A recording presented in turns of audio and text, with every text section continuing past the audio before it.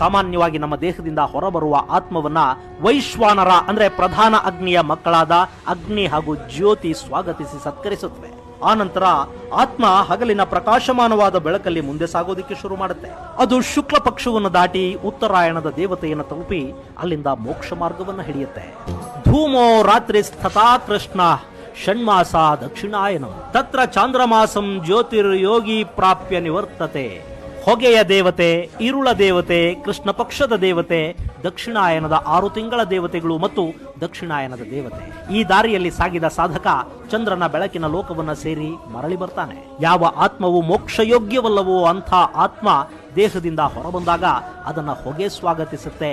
ಅಂಧಕಾರ ಅಥವಾ ಇರುಳಿನ ದೇವತೆಗಳು ಆ ಆತ್ಮವನ್ನ ಕರ್ಕೊಂಡು ಹೋಗೋದಕ್ಕೆ ಶುರು ಮಾಡ್ತಾರೆ. ಹಾಗೆ ಸಾಗಿದ ಆತ್ಮ ಕೃಷ್ಣ ಪಕ್ಷ ಅಂದ್ರೆ ಬೆಳಕಿಲ್ಲದ ಕತ್ತಲ ದಾರಿಯಲ್ಲಿ ಸಾಗಿ ದಕ್ಷಿಣಾಯನ ದೇವತೆಯನ್ನ ಸೇರಿ ಅಲ್ಲಿಂದ ಚಂದ್ರನ ಬೆಳಕಿನ ಲೋಕವನ್ನ ಪ್ರವೇಶ ಮಾಡಿ ಅಲ್ಲಿ ತನ್ನ ಪುಣ್ಯದ ಫಲ ಕರಗುವವರೆಗೆ ಇದ್ದು ಆನಂತರ